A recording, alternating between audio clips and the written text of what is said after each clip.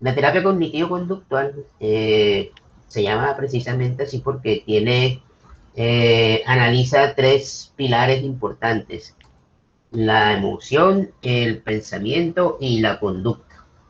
¿Listo?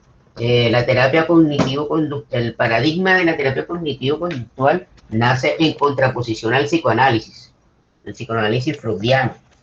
¿Sí? Antes de que existiera la psicoterapia humanista y todo eso, digamos que existían estas dos fuerzas en la psicoterapia.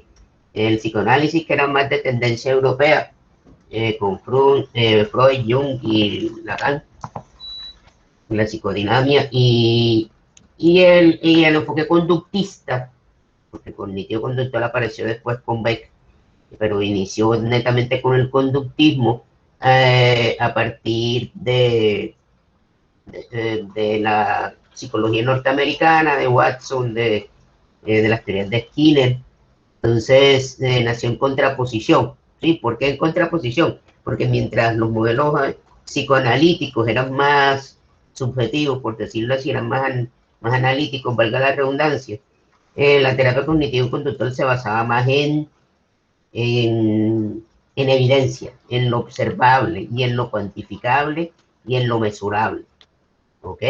Como todo lo gringo. Todo tiene que ser observable, medible y demostrable. Vamos a hacer como un pequeño paneo histórico de cómo ha sido el devenir histórico de la terapia cognitivo-conductual, que se sigue reinventando todavía hasta hoy en día. ¿Sí? El modelo cognitivo-conductual es uno de los modelos terapéuticos más utilizados, precisamente porque es más objetivo, más medible y más cuantificable, tiene muchísima más evidencia empírica, científica que otros paradigmas terapéuticos. Ojo, esto no quiere decir que sea mejor o que sea más efectivo. Es más utilizado, es más investigado, pero no quiere decir que sea más efectivo, ¿ok? Todos los modelos son válidos. Recuerden que el ser humano es un objeto de estudio bastante complejo como para reducirlo a un solo enfoque teórico. ¿Sí? Yo en lo personal, yo siempre he pensado, yo que soy bastante integracionista y que me gustan todos los modelos, los leo todos, todos me gustan, trato de sacarle algo positivo a cada uno de ellos. Por ejemplo, a mí me encanta Jung, me encanta leer a Jung y a Víctor Frankl, opuestos, psicoanálisis y humanismo, fenomenología. No es que hay un modelo mejor que el otro. Yo siempre he pensado y siempre he tenido la percepción de que el modelo terapéutico no lo dicta el terapeuta, no lo dictamos nosotros, sino la problemática del paciente. Sí, hay pacientes que de pronto requieran una intervención un poco más desde el enfoque humanista, porque de pronto tengan problemas más existenciales, ¿sí? más de enfoque de vida. Hay otra sintomatología que de pronto es más básica, más manejable por la terapia cognitivo-conductual. Por ejemplo, niños para el manejo con la terapia cognitivo-conductual con niños para el manejo de conducta es súper eficaz, súper recomendada. Para el manejo de la ansiedad a veces también, ¿sí?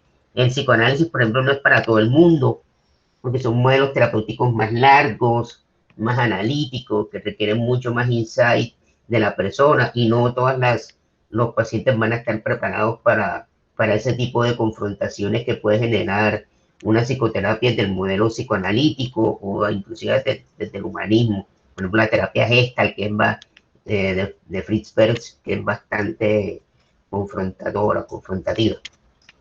¿Ok? Entonces, el modelo cognitivo-conductual nace de ese paradigma. Nace del paradigma de que las conductas son medibles, observables y cuantificables. ¿Ok? Entonces, nace inicialmente de las teorías de las leyes del aprendizaje. ¿Sí?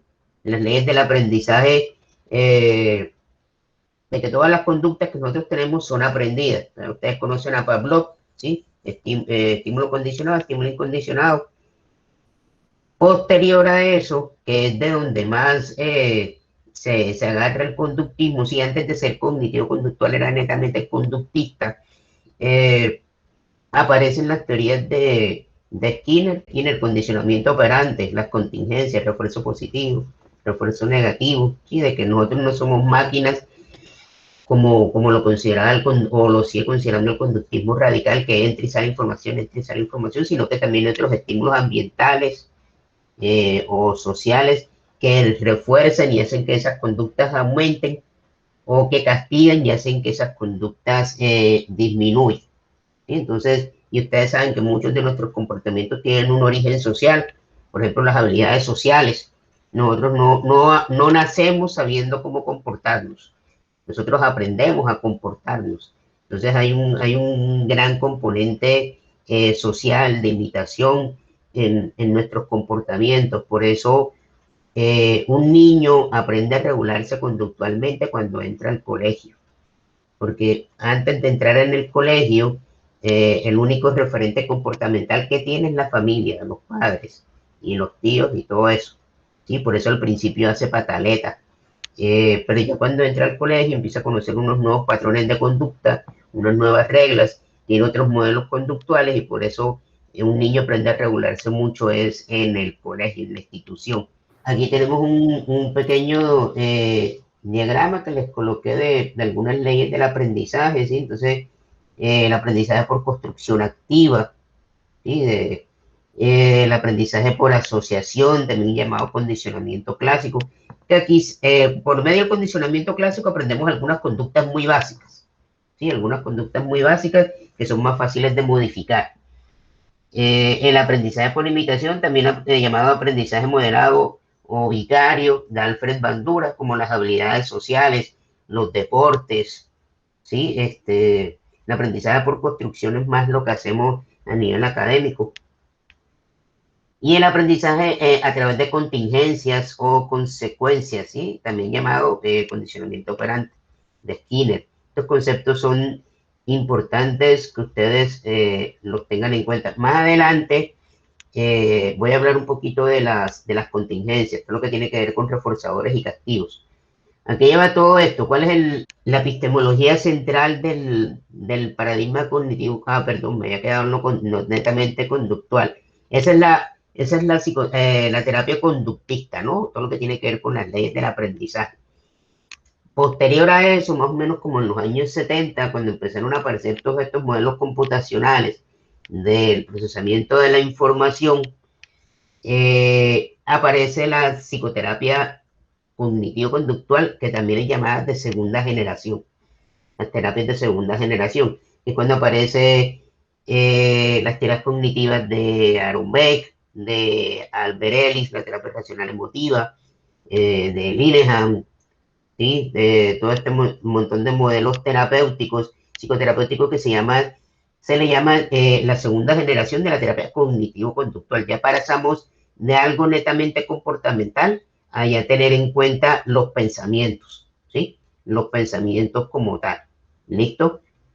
Ya hoy en día estamos hablando de unos modelos de tercera generación que son muy recientes y que son muy buenos, que son más integradores. Por ejemplo, la que yo más conozco, la que más me gusta a mí, está todos estos modelos de terapia breve, por ejemplo, está la terapia de resolución de problemas, están las terapias narrativas, y la que más me gusta a mí es la terapia de aceptación y compromiso de Haynes, que integra muchas cosas del existencialismo, en la psicología humanista, y algunas cosillas de Jung y de Lacan también por ahí.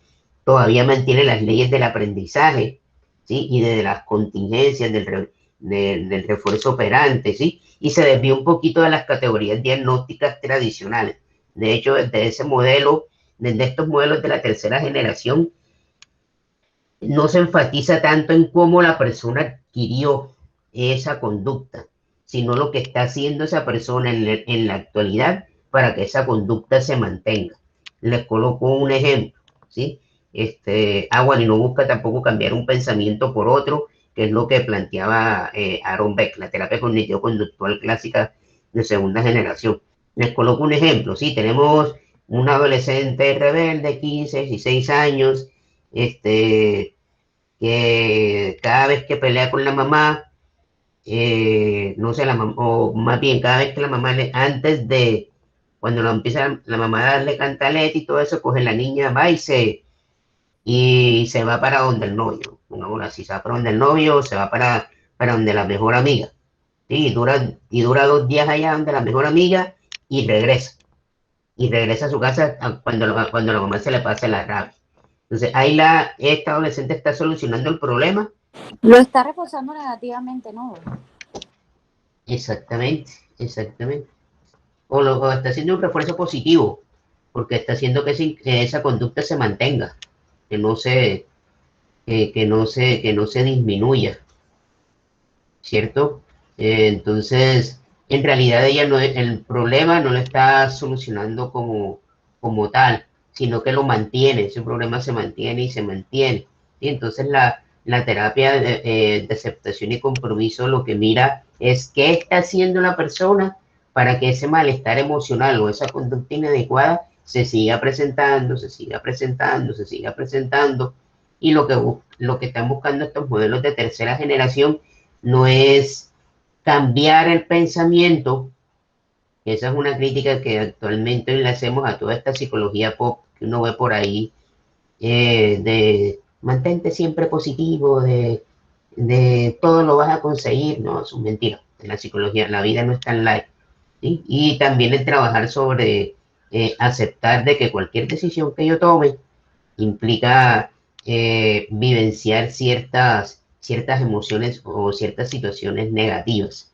Entonces, a partir de todas estas teorías del aprendizaje humano y las teorías del procesamiento de la información, ¿sí? La manera en cómo nosotros procesemos la información va a depender mucho también de nuestra historia de desarrollo, de cómo adquirimos esas conductas, ¿sí? Entonces, en base a eso, todos vamos a actuar de manera diferente ante situaciones muy parecidas, ¿ok? Les voy a colocar un ejemplo, ¿sí? Digamos, el clásico ejemplo, tenemos el sujeto A y el sujeto B, ¿sí? Entonces, digamos que los dos sujetos son dos adolescentes con antecedentes de dificultades en el aprendizaje, digamos, con un mal desempeño escolar. Entonces, el sujeto A tiene su mal desempeño escolar, sus dificultades de aprendizaje, y además de eso le hicieron matoneo en el colegio, perdió muchos años, lo cambiaron mucho de colegio, los papás lo regañaban y le decían que él era un bruto, y constantemente lo estaban comparando con su hermano que tenía un buen desempeño académico. Tenemos ese antecedente. Y el sujeto B tiene el mismo diagnóstico, sí, las mismas dificultades de aprendizaje, el mismo desempeño académico regular zongo, pero de pronto estaba en un colegio en donde se le fomentaba o se le optimizaban otras cosas distintas, otras habilidades y destrezas distintas a los conocimientos académicos, una familia un poco más flexible, sí, que digamos que no que haya tenido una buena experiencia en el colegio, para ahí la llevaba, sí, tenía una buena red de apoyo por parte de sus amigos, etcétera, etcétera. ¿Sí? Digamos, un mismo diagnóstico que en los dos, pero dos vivencias completamente distintas, dos sistemas sociales y familiares completamente diferentes. Los dos muchachos entran a estudiar en la misma universidad, la misma carrera, e inician su carrera con el mismo docente, la misma materia. ¿Sí? Entonces, digamos que el docente se halló y yo les diga al sujeto A y el sujeto B que para poder pasar esta materia van a tener que entregarme un proyecto de mínimo 100 hojas, por decirlo así. Misma situación, mismos antecedentes de diagnóstico, ¿van a actuar igual o van a actuar diferente? La manera en cómo procesan la información va a ser igual o va a ser distinta. Y la manera en cómo se comporten va a ser igual o va a ser distinta. Pues yo creo que es distinta. Distinta, ¿cierto? Completamente diferente. A pesar de que tengan un mismo diagnóstico, ¿verdad? Sí, señor. Por eso es que estos modelos terapéuticos no de tercera generación se están desmarcando de las categorías diagnósticas tradicionales. ¿Sí? Porque ustedes un diagnóstico no les va a decir, no les va a resumir la vivencia de su paciente. ¿Ok? Por eso es que es tan importante la evaluación. Y aquí en este modelo se enfatiza mucho en la terapia cognitivo-conductual, sobre todo estas de tercera generación, en el análisis funcional de la conducta. Yo les hablé en alguna clase de eso, la intensidad, la frecuencia y en qué contexto se da. Toda conducta, para comprender toda conducta se le tiene que dar un contexto, ¿sí? ¿Qué es lo que hay alrededor de ese comportamiento? ¿Ok? Si es un niño que yo veo que hace pataleta, eh, cada vez que es un sitio nuevo, ¿sí? Pero además de eso, yo veo que el papá, cada vez que hace pataleta, le doy un chocolate para que deje de hacer pataleta, ahí yo de quién intervengo, ¿al niño o al papá? Papá. Tu papá, exactamente. Entonces, a todo comportamiento hay que darle un contexto. ¿Sí? Entonces, esto es lo que nos quiero que tengan bastante claro en las intervenciones que ustedes vayan a hacer de aquí en adelante bajo este modelo. Si tienen que contextualizar esas conductas, lo mismo que estábamos haciendo con el muchacho A y con el muchacho B. Y porque con el muchacho A también la familia puede cometer el error de decirle, mira, pero si fulanito también tuvo las mismas dificultades que tú y él sí pudo y tú no, es que el problema eres tú. Entonces la familia también está reforzando el bajo estado de ánimo, las conductas evitativas que pueda tener ese muchacho, de retirar la materia, de retirarse de la universidad, eh, consumo de alcohol, de pronto, de drogas, para evitar ese tipo de situación.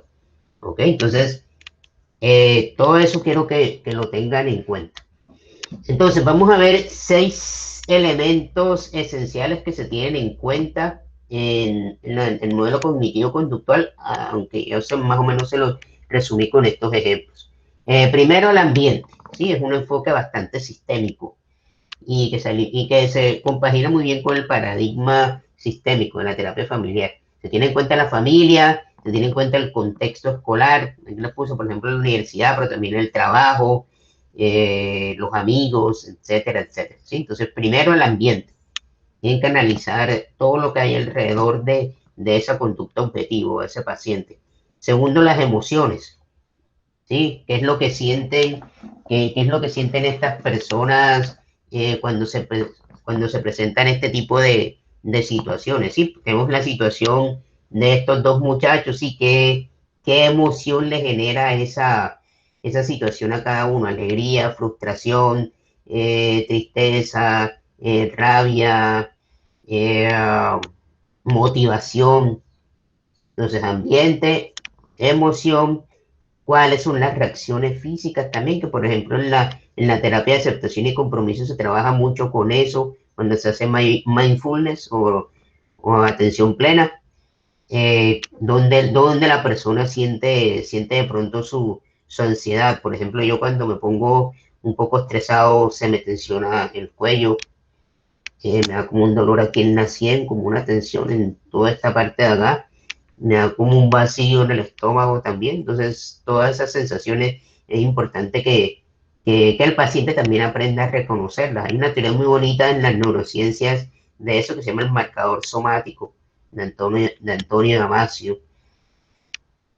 ¿Cuáles son los pensamientos que se generan a partir de esa situación? Que son la terapia cognitivo-conductual, son pensamientos automáticos, ¿sí? Aquí aparece la triada cognitiva que nos aportó Beck, Aaron Beck, ¿sí? Entonces, ¿cuáles son los pensamientos que tengo de mí mismo, de los demás y del mundo? Eso se le llama triada cognitiva. Entonces, de la manera que yo piense, o sea, así como yo pienso en mí mismo, así voy a pensar de mis relaciones con los demás y de mi futuro. ¿Listo? Eso es más o menos un resumen de lo que es la triada cognitiva. Los pensamientos automáticos son todos esos pensamientos que se nos vienen a la cabeza cada vez que vivimos una situación, ¿sí? Que pueden que sean positivos, que pueden que sean negativos. Algunos se los comen así al 100% como verdades únicas y absolutas. En la terapia cognitivo-conductual lo que se busca es que el paciente aprenda a ser un poco más flexible con esos pensamientos. Sí, puede que sea verdad, puede que sea no, puede que no sea verdad. ¿Sí? Por ejemplo, un pensamiento automático puede ser algo así como que un mal concepto de ustedes mismos, que ustedes crean que no sé, que la gente no los quiere, que las personas no los quieren, y todo eso. Entonces, ustedes le inviten a salir a alguien que les guste, y esa persona le diga, le responda como que te contesto ahorita que estoy ocupado. Y entonces un pensamiento automático, si ustedes tienen un mal concepto de ustedes mismos, no me va a contestar, eso que fui muy imprudente, fui muy impulsivo, y si soy idiota, ¿y para qué le dije eso? ¿Sí? Puede que otra persona también lo piense así, pero al ratico como que se vaya calmando y vaya diciendo, no, pero vaya debatiendo ese pensamiento, ¿sí? Que lo debata, que eso es una de las técnicas que se utiliza en la terapia cognitivo-conductual, debate socrático, ¿sí? De pronto una persona con depresión, con baja autoestima, ese pensamiento se lo cree al 100% y va creciendo y genera emociones negativas como ansiedad o melancolía o tristeza y genera entonces conductas desadaptativas. Se encierra, se aísla, se pone a llorar, ¿ok? Ese es otro elemento esencial de la terapia cognitivo-conductual. Hay una situación y esa situación genera un pensamiento y dependiendo de qué tanta valoración el paciente le dé a ese pensamiento, puede generar o una conducta positiva negativa o una emoción positiva o negativa. Ahorita más adelante les muestro una estrategia muy chévere que se utiliza para que el paciente también aprenda a identificar esas situaciones, cuáles son las situaciones que le generan pensamientos negativos y cómo actúa ante ellos. Esos son los registros de pensamiento. Le llamamos 4 elementos: el ambiente, la emoción, las reacciones físicas y los pensamientos. Quinto, los comportamientos, las conductas. Entonces, ¿yo qué hago cuando pienso, cuando me siento así? Que era el ejemplo que estábamos colocando de la chica que tiene la pelea con su mamá. Si volvamos al ejemplo de los dos muchachos, el sujeto A y el sujeto B. Eh, digamos que los dos tengan un pensamiento automático cuando yo les diga que me tienen que entregar un proyecto de 100 hojas mínimo para poder pasar el curso, los dos tengan un pensamiento como que, uy, esto va a ser muy complicado, esto va a ser muy difícil. Puede que uno, el sujeto A, que de pronto todo el tiempo le estuvieron diciendo que él era muy bruto, que él no va a ser capaz, que no sé qué, puede que su conducta lo lleve precisamente a no ganar la materia. Eso es en lo que la terapia cognitivo-conductual se llama las profecías autocumplidas. ¿Sí? Él mismo se sabotea y empieza a tener comportamientos como de no estudiar, de que cuando tenga, justo cuando tenga el día antes de tener esa clase, de pronto se vaya de fiesta a tomar o a consumir drogas o no duerma. Entonces en esa clase llegue tarde, llegue trasnochado y no preste atención. ¿Sí? Por eso se llaman profecías autocumplidas. Después cuando pierde la materia, no la va a perder o por el contrario, puede que hasta retire la materia. Cuando pierde la materia puede que no la haya perdido, no porque no haya sido capaz, sino porque él hizo hasta lo imposible para perderla. Sí, más o menos me hago entender, ¿cierto? Sí, don. Y sobre eso es lo que hay que trabajar. Por eso es que este modelo es psicoeducativo, porque hay que hacerle entender al paciente. El paciente no va a psicología a que le den palabras bonitas ni consejos. Ojo. La mayor técnica que nosotros tenemos en la psicoterapia es la confrontación. La psicología es el único negocio en donde el cliente no tiene la razón. Y por eso mucha gente rehace asistir a consulta, porque ir a terapia es difícil, es complicado enfrentarse a uno mismo. Si su paciente se va siempre feliz, no están haciendo las cosas tan bien. A veces se van llorando, casi siempre. Se van confrontados. Cuando se van confrontados es más chévere. Volviendo al ejemplo, puede que el sujeto B también tenga ese pensamiento de que va a ser difícil, que también experimente emociones negativas, ¿sí? Como ansiedad, como frustración, tristeza, pero puede que no tenga este mismo patrón de conducta tan autosaboteador como el sujeto A, ¿sí? Y puede que gane la materia o puede que la pierda, pero de pronto su contexto también lo motiva a que vuelva y lo intente, distinto al otro. ¿Listo?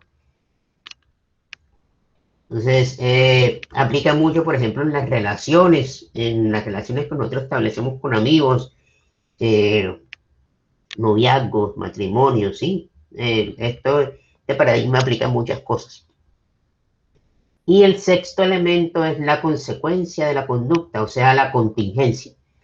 Lo que refuerza mi comportamiento, y dependiendo de lo que refuerce mi comportamiento, o sea, que espero obtener de esa conducta, eh, se mide la probabilidad de que esa conducta se repita. ¿Ok? ¿Qué quiere decir eso? Volvamos al ejemplo del niño pataletoso que el papá, para que no haga pataleta, le da un chocolate. Ahí el papá le está reforzando positivamente la pataleta al niño. O sea, la probabilidad de que la tasa de repetición de esa conducta va a ser altísima. O sea, la probabilidad de que se repita va a ser muchas veces si el papá lo sigue haciendo. ¿Ok? Lo mismo con este muchacho, el sujeto A. ¿Sí? Si él, digamos que él empieza a sentir sensaciones desagradables en su cuerpo por la ansiedad que manifiesta cada vez que entra a esa clase. Pero entonces cada vez que sale de la clase se premia yéndose a tomar con los amigos y la pasa bien y la pasa bacán y conoce peladas y se acuesta con las peladas y todo, y disminuye o se olvida momentáneamente de la ansiedad que le genera pensar en el trabajo o en la clase o en la clase. Entonces la probabilidad de repetir esa conducta, o sea, de salir a tomar cada vez que salga de esa clase o antes de la clase, va a ser mucho más alta. Todo eso, todo eso en la terapia cognitivo-conductual se llama análisis funcional. Hablando de los dos sujetos, ¿cuál Ajá. sería la forma adecuada de confrontar al sujeto A? La forma adecuada de confrontar al sujeto A, ahorita hablamos de las técnicas, ¿listo? Ah, ok. Para no adelantarnos. Yo les quiero hablar, antes de que sigamos avanzando, para hacer un pequeño recorderis de lo que son las contingencias, o sea,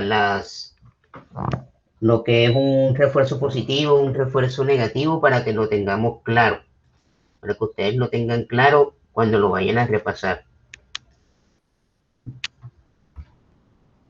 Esta parte, por ejemplo, es supremamente importante cuando se trabaja con niños, modificación de conducta. Y como a veces lo que más llega son niños, entonces vamos a hablar un poquito acerca de eso. Entonces, el condicionamiento operante, entonces nosotros en realidad en la terapia trabajamos sobre eso. También voy respondiéndote tu pregunta, ¿sí? Cuando uno va a intervenir, uno no mira solamente la conducta, sino las contingencias que hay alrededor del comportamiento, ¿sí? Que lo refuerza, que lo castiga o que lo extingue, ¿sí? Entonces, estos son los tres elementos importantes o las contingencias más importantes. El refuerzo lo que hace es aumentar la probabilidad de que se presente una conducta. El castigo lo que hace es disminuir la probabilidad de que se presente una conducta, y la extinción pues la extingue, valga la redundancia, la elimina. Importante, la terapia cognitivo-conductual no tiene como objetivo eliminar las emociones negativas del paciente, ¿sí? Porque muchos pacientes llegan a consulta diciendo, que yo me quiero sentir tranquilo siempre. O sea, parce, esa vaina es imposible. Uno nunca se puede sentir tranquilo toda la vida. Eso es mentira, eso es un pajazo mental, ¿sí? Uno lo que busca es que la persona aprenda a manejar sus emociones, que es diferente, o aprenda a vivir con sus emociones, porque las emociones tampoco se manejan. Y uno aprenda a vivir con la sensación de ansiedad, de temor, por ejemplo. Y siempre le digo a mis estudiantes de que a mí la persona que no sienta ansiedad me da más miedo que aquel que sí sienta ansiedad. ¿Quién es el que nunca siente ansiedad? ¿Ustedes quiénes creen qué tipo de persona nunca siente ansiedad? Los niños autistas. No, el esquizofrénico. Los autistas sí sienten mucha ansiedad. Que no la puedan expresar es otra cosa. La gente con esquizofrenia, el antisocial, el trastorno disocial. Entonces, la ansiedad la sentimos todos cada vez que vamos a tener una cita con alguien que nos gusta, yo antes de dar una clase, antes de presentar un examen, ¿sí? ya no manejarme, dejarme llevar por los síntomas y tener todas esas serie de pensamientos negativos es lo malo. Entonces, lo que les contaba ahorita, principios generales, los reforzadores lo que hacen es aumentar y mantener una conducta. Los castigos lo que hacen es no la refuerzan y disminuyen la probabilidad de presencia de esa conducta. Van a haber dos tipos de reforzadores, un reforzador positivo y un reforzador negativo. Entonces, el reforzador positivo,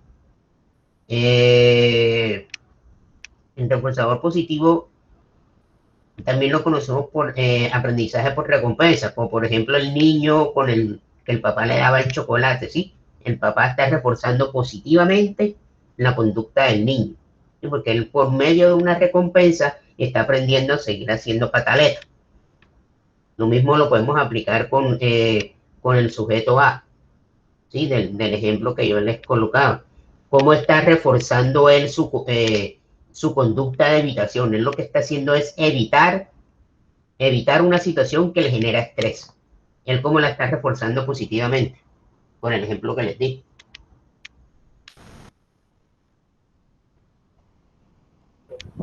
Saliendo a tomar la noche anterior de la clase. Exactamente. Entonces ahí ya vas teniendo luces de cómo intervenir, hacia dónde intervenir. ¿Listo? El refuerzo negativo lo que hace es que la persona emite la conducta que uno quiere, pero para evitar la consecuencia negativa. Un ejemplo, un adolescente que la mamá siempre le dé cantaleta porque tiene el cuarto desarreglado, entonces ya después se cansa de la cantaleta y el adolescente coja y arregle el cuarto, pero para evitar que la mamá le dé cantaleta. Ese es un refuerzo negativo. O sea, yo emito el comportamiento deseado, pero para evitar el castigo. O sea, para evitar que pase lo que a mí me genera malestar. En el sujeto A, sí, digamos, si la conducta blanco, lo que queremos cambiar es que tome, sí, que se pierda en el alcohol. Si él sale a tomar después de la clase, eso es un refuerzo positivo. Si él, por el contrario, él toma antes de la clase, ese es un refuerzo negativo. Y cada una tiene una intervención diferente. ¿Ok? Por eso es importante hacer este análisis funcional. Entonces, si el papá le da un choque, digamos que ya el papá sabe que que al niño le gusta lucirse cada vez que hay, lo sacan, ¿sí? A una fiesta, a una reunión familiar o lo que sea. Entonces el papá le da, antes de entrar a la fiesta, él coge y le da el chocolate. O sea, antes de que se presente la conducta disruptiva, le da el chocolate. El niño, pues, como ya sabe que le están dando es para que no haga eso, pues va y lo hace. ¿Sí me hago entender? Ok. Sí, ok. O sea, siempre se da antes de la conducta. No Exactamente. va sino a motivar, por decirlo así. Exactamente, y eso hace, o sea, paradójicamente eso hace que el niño siga siendo pataleta. O sea, que se mantenga la conducta. Que se mantenga la conducta, exactamente. Y con el tiempo puede que se incremente. Que de hecho en los programas de modificación de conducta con niños se recomienda más hacer modificación conductual por medio de refuerzo positivo que por medio de refuerzo negativo. Porque por medio de refuerzo negativo el niño aprende a hacer las cosas pero por miedo, para evitar tener la consecuencia aversiva, el estímulo aversivo, el estímulo negativo. ¿Ok? Más o menos como en el ejército. En el ejército los militares hacen las cosas para que no los castiguen, no porque quieran. O sea, que hacen las cosas casi más bien por obligación. Por obligación, exactamente. Importante. Bueno, aquí lo que les está diciendo ahorita, el refuerzo positivo promueve la aparición de un estímulo positivo, es contingente a una respuesta esperada. ¿Sí? Las contingencias es lo que lo soporta, lo que hace que se mantenga esa conducta o que se extinga.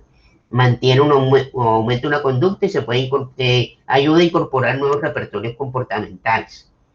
Por ejemplo, cuando se hace terapia de activación conductual, o terapia de activación comportamental, por ejemplo, en las personas que tienen depresión, en las personas que tienen depresión uno puede ir paulatinamente colocándoles, añadiendo repertorios comportamentales poco a poco, como para que vayan teniendo nuevas experiencias sociales, conductuales que le vayan reforzando la autoestima. Entonces, por ejemplo, venga, haga ejercicio un rato en las mañanas usted solo. Lo hace en 15 días. ¿Cómo se sintió? No, bien, bien, mucho más animado. El día me rindía, no sé qué. Ok, tratemos ahora de hacerlo en un gimnasio o acompañado de un familiar suyo, de un amigo suyo que usted tenga confianza. Entonces ya no es solo, sino con una persona. Y ya después se le sube de nivel otros 15 días para que es como ir haciendo un acercamiento poco a poco a lo que uno quiera al final. Sí, por eso es que la terapia cognitivo-conductual es muy esquemática, paso por paso.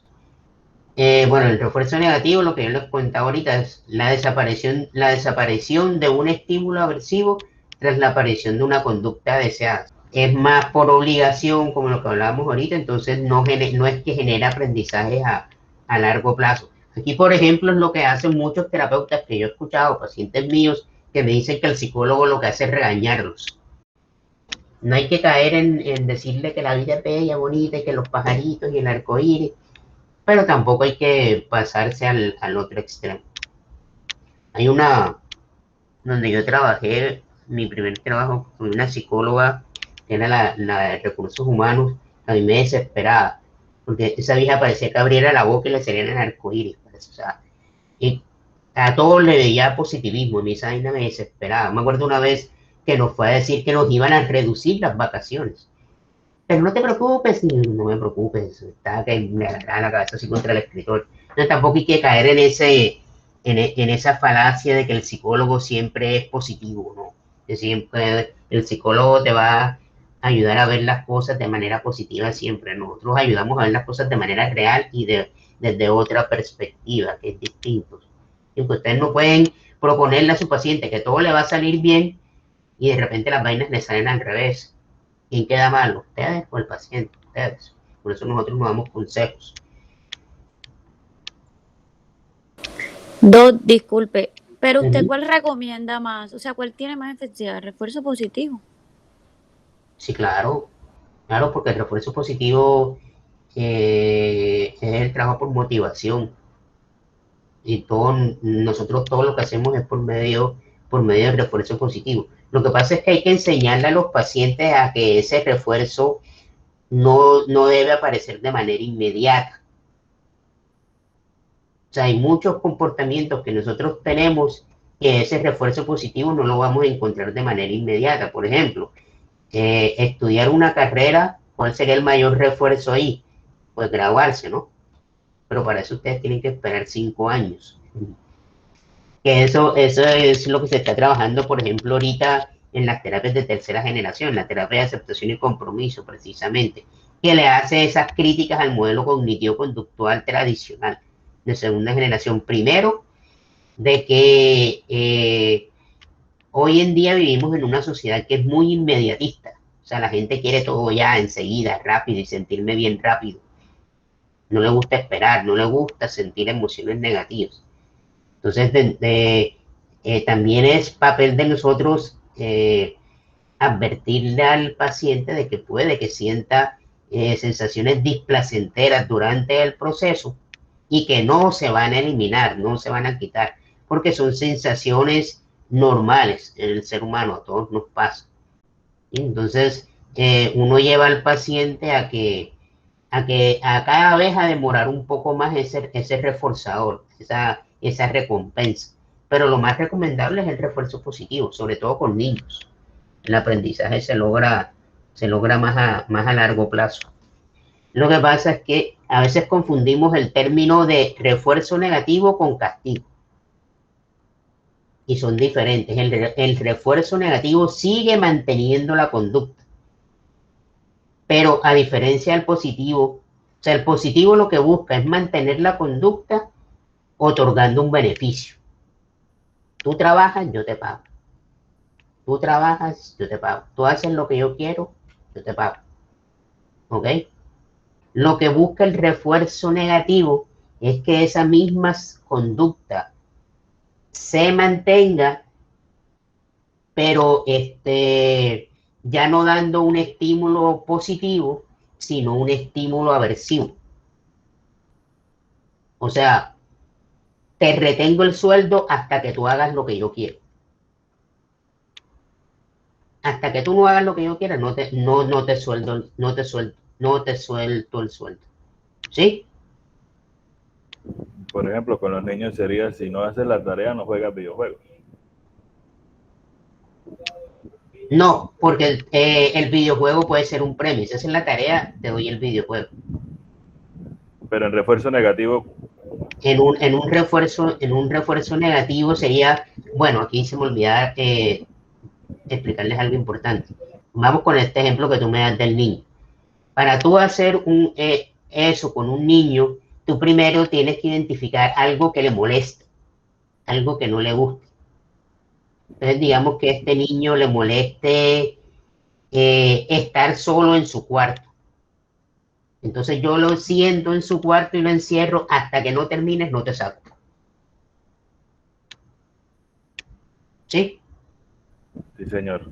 Ahora, Sí, yo no le estoy hablando en términos de que vas a ganar esto si haces lo que yo quiero, sino que te quito lo que te molesta cuando imitas la conducta que yo quiero. ¿Sí, más o menos? sí señor, ahora sí Es, ya. es diferente al castigo, porque aquí yo no estoy eliminando la conducta, sino que quiero que el niño haga lo que yo deseo que haga. ¿Sí? Sí señor. Por ejemplo, cuando yo estaba pequeño, que no me gustaba comer, ahora hay que cerrarme la boca, a mí no me dejaban pararme de la mesa hasta que terminara de comer. Y yo odiaba eso, odiaba que me dejaran sentado en la mesa. Eso es un refuerzo negativo.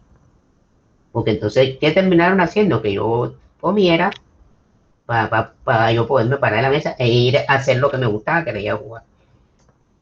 Entonces, ya sabiendo que el refuerzo lo que hace es que la conducta se aumente, se incremente o se mantenga, ahora vamos a hablar de lo que la extingue o de lo que la disminuye, y es el castigo.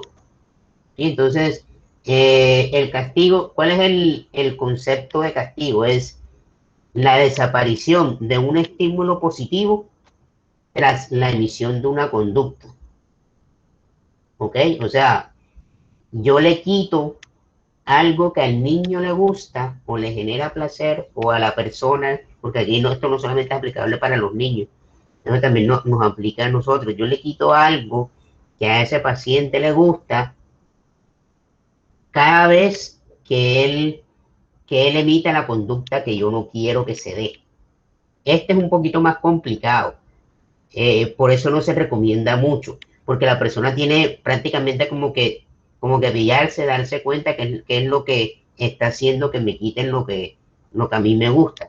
Les pongo un ejemplo muy clásico que les coloco a mis estudiantes: el niño con TDAH, niño impulsivo hiperactivo, sabotea la clase.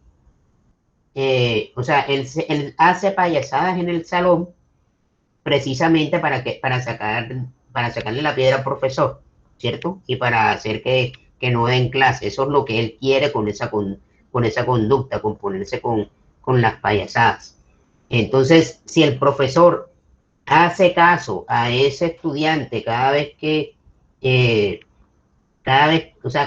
niño se pone con payasadas, él se pone bravo y deja de dar clase por regañarlo, ese profesor está reforzando positivamente la conducta del niño, ¿cierto? Porque está haciendo que el niño vuelva y lo haga, vuelva y lo haga, vuelva y lo haga, vuelva y lo haga.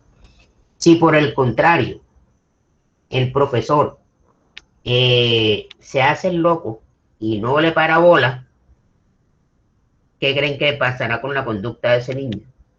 ¿Lo sigue haciendo o disminuye? Se va a disminuir, extinguir. Se va a disminuir hasta que se extingue, exactamente. Ese es el castigo negativo.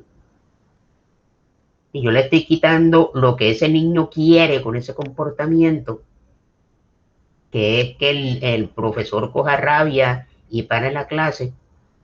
Yo eso se lo estoy quitando y no le paro bola. Y esa conducta poco a poco se va a ir disminuyendo y se va a ir disminuyendo y se va a ir disminuyendo. A veces no es muy recomendable, este es un ejemplo así como que se puede hacer manejable, pero a veces no es muy recomendable porque puede generar un poco de frustración o emociones negativas en la persona. Es como me contaba una amiga mía que trabaja en la Universidad de Cartagena. Yo le preguntaba que cómo hacían los catedráticos que trabajan ahí en la universidad ahorita con el paro. Ustedes saben que nosotros los catedráticos pues nos pagan es por hora, si no damos una clase pues no nos las pagan. Entonces ella me contaba que ellos el tiempo que están en paro, ellos les pagan su sueldo normal a los profesores catedráticos, normalito, sin dar clases les pagan. Pero cuando se acaba el paro, tienen que dar esas clases sin sueldo. A mí esa vaina me parece lo más desmotivante de este mundo. Sí, entonces, no, eso me parece una cosa, eso me parece un castigo, la verdad. Imagínense dar clases, chévere cuando uno no está trabajando y le están pagando. Pero después pensar, por ejemplo, ahorita que duraron todo el año en paro, entonces dar clases todo un semestre sin que le paguen a uno, cansón, desmotivante. Y la extinción es cuando ya la conducta se elimina. La conducta que previamente se reforzó o se castigó, esa conducta, perdón, se castigó, esa conducta se elimina. Entonces, bueno, ya habíamos hablado de los elementos, cualquier cambio que ocurra en estos 6 elementos, vamos a repasarlos: ambiente, emoción, reacciones físicas, los pensamientos, la conducta y la consecuencia de la conducta, que era lo que hablábamos ahorita. Cualquier cambio que ocurra en varios de estos elementos puede afectar a todos los demás. Y aquí yo les coloqué un ejemplo de una persona que podemos decir que tiene fobia social, una autoestima. Entonces, de otras personas, cuando que él llega y no tiene la iniciativa de saludar, sino que en sus reglas, ¿sí? Porque aquí también hablamos de reglas o deberías, que son las creencias intermedias. Todos tenemos una serie de reglas de cómo creemos que el mundo debería funcionar. Y a partir de esas reglas empezamos a hacer inferencias arbitrarias de cómo deben comportarse. Si tú me quieres, deberías llamarme todas las noches. Si tú eres mi amigo, deberías estar todo el tiempo para mí. Entonces, ¿qué pasa cuando una regla de esas no se cumple? Ahí viene el malestar emocional. Y que eso hablaba Albert Ellis en su terapia racional emotiva. Entonces, digamos que eso también hay que identificarlo mediante el análisis funcional. ¿Cuáles son los deberías, las reglas que operan en el pensamiento de ese paciente que ustedes tienen? Por ejemplo, una paciente que tuvo ahorita, una señora de 50 y pico de años, soltera, que no encuentra ninguno. Nunca ha encontrado un tipo que le guste, ¿sí? Entonces, porque el uno es muy flaco, el otro es muy gordo, el otro se viste mal, el otro es cují. O sea, tiene un montón de reglas para las cosas, un pensamiento supremamente inflexible. O sea, es más flexible una viga de cemento que esa señora. Impresionante. Una sesión que me dijo que llegó brava porque una amiga prácticamente le dijo que a estas alturas de la vida no tenía que ponerse con tantos peros y coger lo que le viniera. Y en mi cabeza estaba que le decía, pues su amiga tiene más razón que usted, porque al paso que va a morir sola. Entonces digamos que tenemos ese paciente con fobia social, con baja autoestima, y dentro de su cabeza hay creencias intermedias y uno debería unas reglas acerca de que si ellos quisieran ser amigos míos, ellos me saludan apenas yo entre al salón, ¿sí? Entonces, ¿qué va a hacer esta persona? Entra y bajo sus reglas se va a quedar callada esperando que lo salude. Probablemente estas otras personas tengan otras reglas y puedan decir, ey, este man sí es raro, siempre entra y nunca saluda. Si uno no la saluda, no saluda, ¿cierto? Puede que ellos operen con una regla completamente diferente. Entonces, profecía autocumplida, lo que hablamos ahorita. Los otros pues se quedan caídos, que bueno, si quiere saludar, pues que salude. Nosotros no siempre lo tenemos que estar saludando. ¿Qué pensamiento va a tener esta otra persona? Seguro que están hablando mal de mí, nadie me quiere, nadie quiere ser mi amigo, yo no voy a conseguir amigos aquí. Puede que le genere una emoción negativa, ¿sí? Tristeza, melancolía, apatía, y y obviamente va a decantar en conductas inadecuadas, ¿sí? Entonces, o que se vuelva apático con ellos, que se vuelva egocéntrico, creído, o que se retire del salón, o que se retire de la universidad. Entonces, por eso es que es importante analizar el contexto de ese comportamiento o de ese pensamiento de su paciente. Si ustedes hacen un buen análisis funcional, el resto es carpintería. Y es simplemente seleccionar la técnica, ¿sí? Aquí lo de menos es seleccionar la técnica. Lo importante es analizar su paciente. Entonces, una persona que se siente triste, ¿sí? Entonces, esa es la emoción, tristeza. Y se da cuenta, que los demás no le prestan, perdón, y que los demás, cada vez que él se siente triste, le prestan más atención. Y entonces ¿qué están haciendo en las demás personas, el ambiente, el contexto? Los refuerzan, ¿sí? Entonces, cada vez que se siente triste, entonces van y le prestan más atención. Entonces, ¿qué va a hacer la otra persona cuando quiere que le presten atención? Pues se va a mostrar otra vez débil, triste, sí, melancólico para obtener eso que él quiere, que es atención de los demás, que es más o menos cómo opera en la psiquis de una persona con un trastorno borderline, trastorno de personalidad limítrofe. Las personas con personalidad limítrofe siempre se muestran débiles, menos tristes ante el otro para que el otro vaya y lo cuide y para que el otro vaya y lo proteja. Las personas que tienen una historia de apego inseguro, por ejemplo.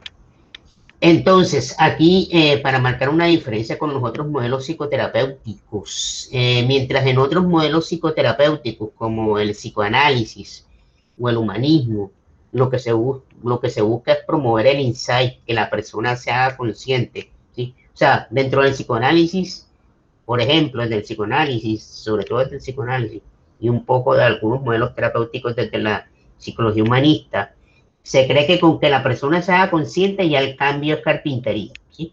Entonces la psicoterapia se vuelve muy analítica y por eso es que se vuelve más larga y es más abstracta, ¿sí?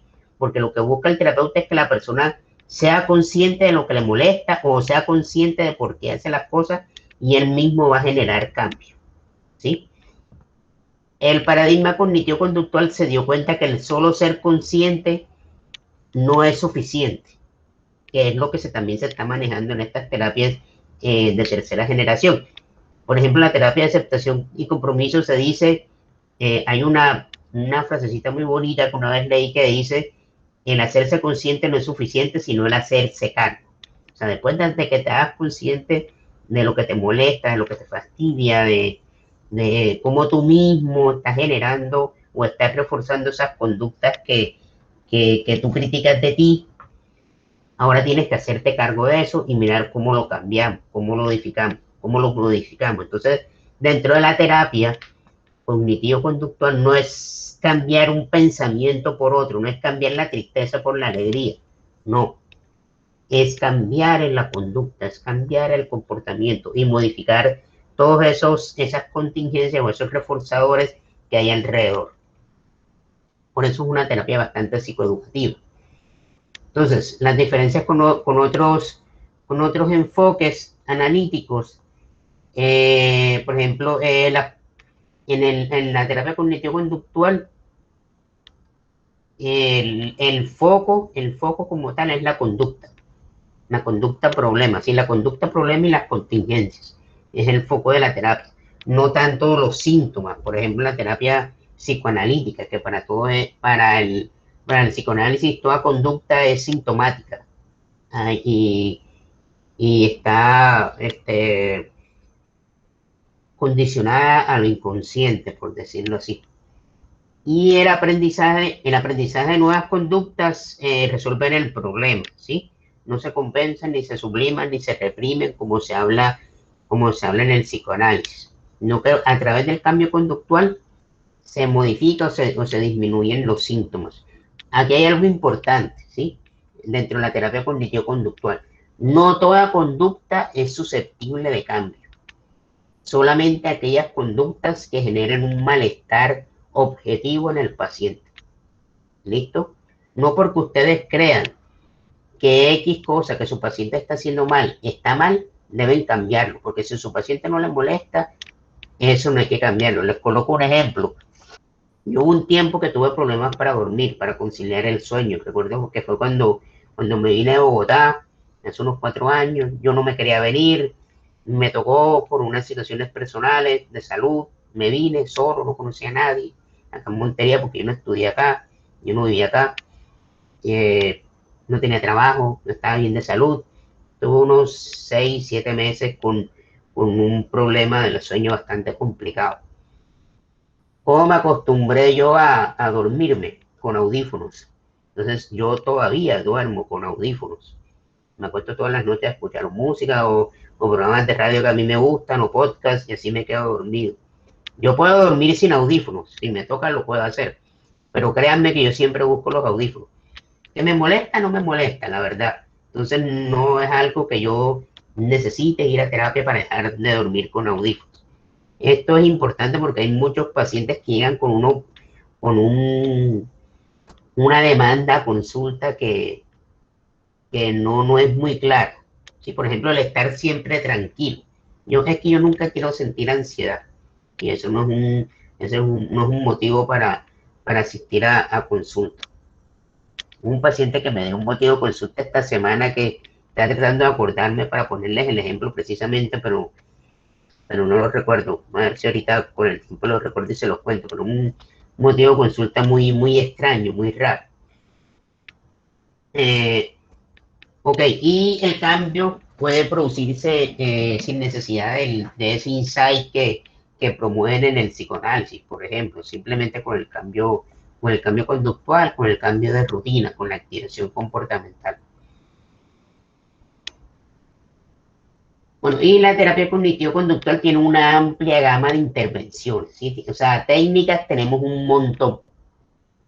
Dependiendo de ese análisis funcional que ustedes le hagan a la conducta, de lo que estábamos hablando al principio, del contexto, de las contingencias, de qué lo refuerza, qué lo castiga, así ustedes tienen técnicas un montón, ¿sí? Ustedes pueden tener intervenciones por medio de reforzadores positivos, es una economía de fichas para un niño, por ejemplo. Pueden tener técnicas de modelado social o de modelado conductual, el role play. Ahí está el entrenamiento en habilidades sociales. Pueden tener técnicas de reestructuración cognitiva. Ahorita vamos a ver un poquito de eso, que es el ver un poco más flexible los pensamientos. Pueden tener técnicas de intervención de desensibilización sistemática para las fobias, la relajación sistemática también para disminuir los síntomas incómodos del estrés, los ensayos comportamentales que también sirven mucho para el aumento en repertorios sociales. Entonces, la terapia cognitivo-conductual, como yo les venía contando, es un enfoque bastante objetivo, un enfoque muy mesurable y muy cuantificable. Entonces, aquí es importante la evaluación pre, durante y post. O sea, antes de empezar, para ver cómo están los síntomas, el grado de intensidad de los síntomas, durante la intervención, para mostrarle al paciente, también eso sirve como un refuerzo. Mire, empezamos en este nivel de ansiedad, ya vamos por este. Imagínense que podríamos lograr si terminamos el tratamiento, ¿sí? Y post, una evaluación post para demostrarle al paciente, mira cómo llegó, mira cómo se va. ¿Listo? Entonces, la evaluación no es solamente para nosotros, sino también para el paciente. Y eso el paciente lo refuerza y ayuda a que sea un poco más comprometido con el proceso. Tengan claro que el proceso, sobre todo el de la terapia cognitivo-conductual, yo siempre le digo a mis pacientes que eso es un 30% mío y un 70% de ellos. Si no hay compromiso del paciente, si no hay adherencia al tratamiento, es difícil. Y las terapias de este modelo suelen ser un poco más cortas, 3 meses, 4 meses. Se le instruye al paciente en que que es posible que recaigan los síntomas, que vuelvan y aparezcan, eso es posible, para que él esté preparado a eso. Este modelo es un modelo que está fundamentado en el método científico, todo es demostrable, ¿sí? O sea, ustedes tienen infinidad de literatura en las bases de datos, en las revistas, de programas de intervención que ustedes pueden ir consultando. Es un enfoque que aborda los problemas de manera sistémica, como el ejemplo que colocamos ahorita del niño que hacía pataleta y que el papá le daba el chocolate, ¿sí? Ahí mi intervención no va a ser solamente con el niño, también la intervención va a ser con el padre. Pasa mucho con los niños con problemas comportamentales, ¿sí? Que eso lo hablábamos en la clase pasada cuando hablamos de la entrevista, de la evaluación psicológica. Si yo tengo un niño no sé, con conductas desafiantes, sin hablar del diagnóstico, sino con conductas desafiantes, y yo no analizo cuál es la dinámica familiar, ¿sí? Quién es la figura de autoridad, cómo son las normas y reglas en el hogar, quién pone los límites, si estos límites son reales o los límites son difusos. Límites difusos cuando mamá dice que no y papá dice que sí. Y entonces, si yo no identifico esa problemática, yo voy a perder mi tiempo trabajando con el niño. Puede que consiga cosas, pero va a ser más difícil porque el ambiente en la casa no ha cambiado. ¿Ok? Lo mismo también pasa con los adultos. Miren, yo les voy a contar un caso que tuve. Un paciente que yo manejaba donde yo empecé a trabajar, que trabajaba en una clínica de rehabilitación neurológica en Bogotá. Un paciente que se llama Ramón Briceño, le decíamos Ramón Risueño. Siempre estaba molestando. Es más, a Ramón, él tenía una lesión medular, una vaina súper rara. Un día le empezó como que a cosquillar una pierna, no le paró bola, se acostó a dormir y el día siguiente ya no se podía mover.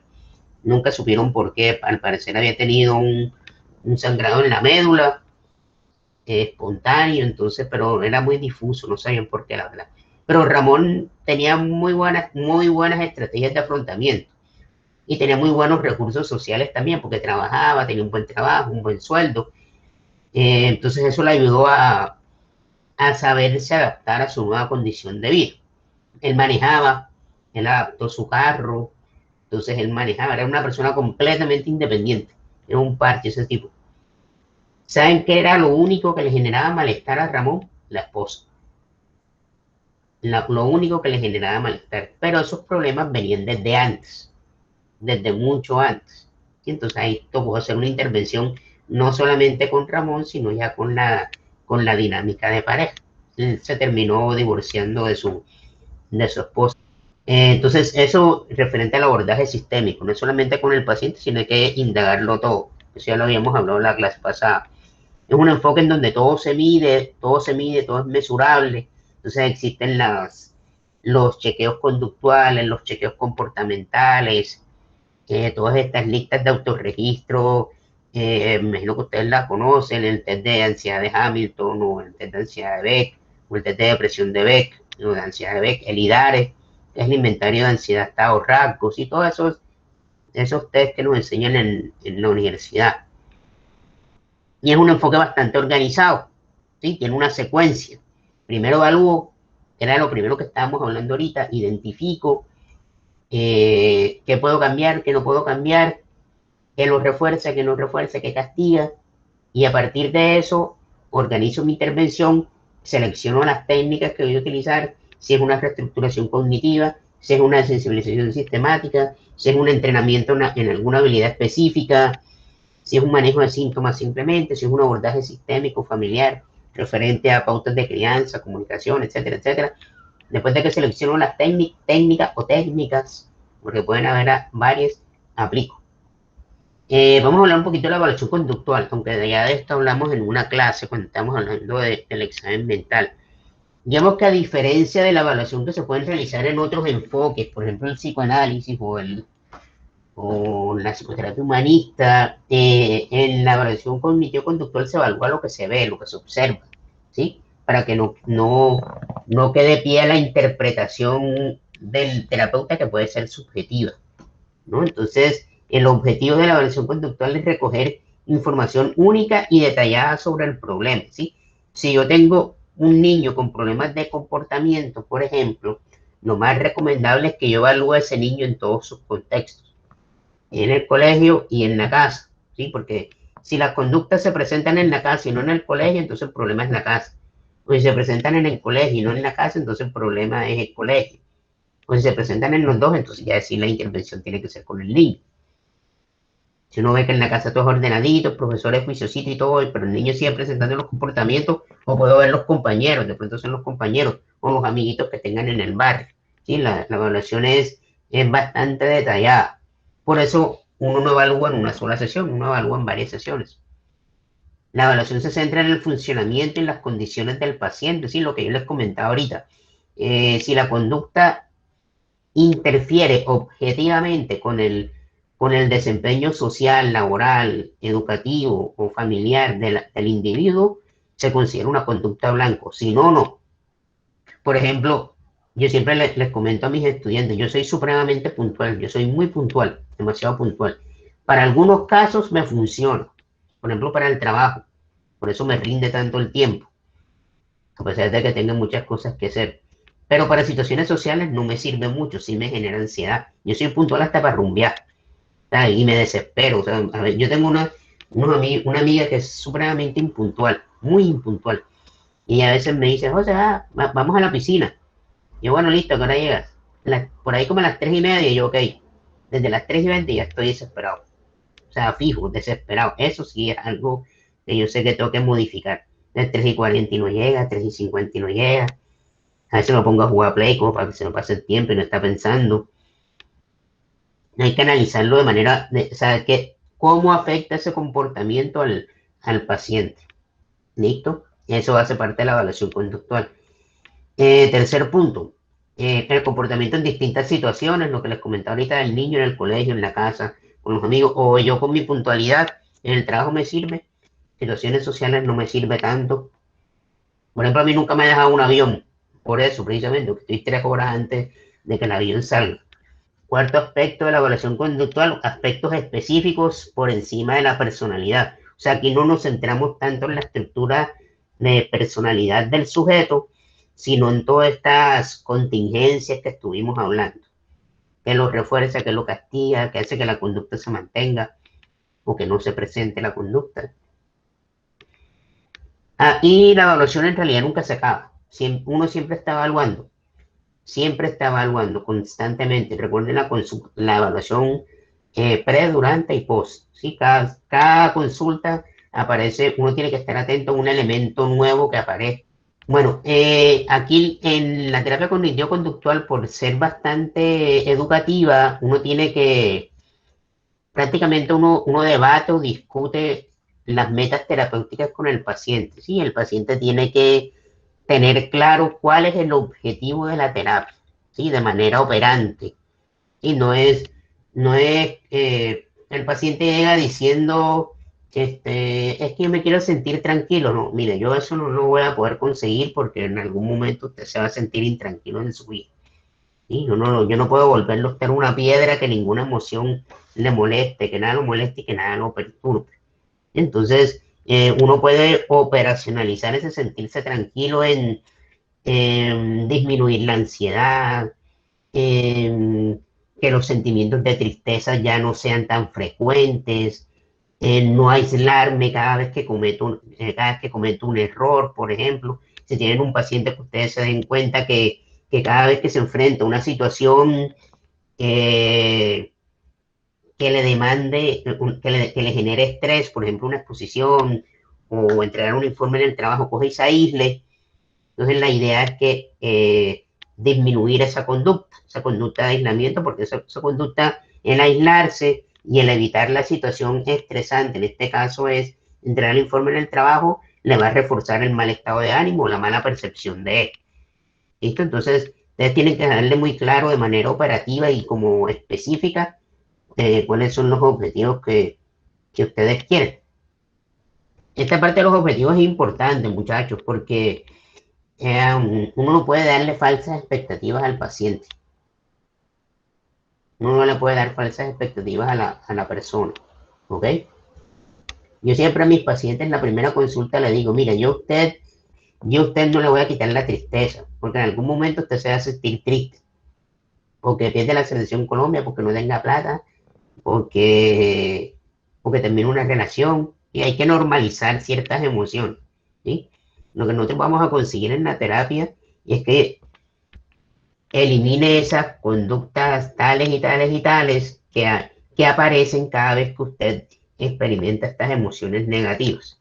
Por ejemplo, volviendo al caso del sujeto A, del que salía a tomar cada vez que entraba a la clase difícil. Sí, mira, yo no voy a decirte que tú la vas a pasar rico en esa clase, porque seguramente es difícil, el profesor debe ser desgraciadito, para que tú te sientas así.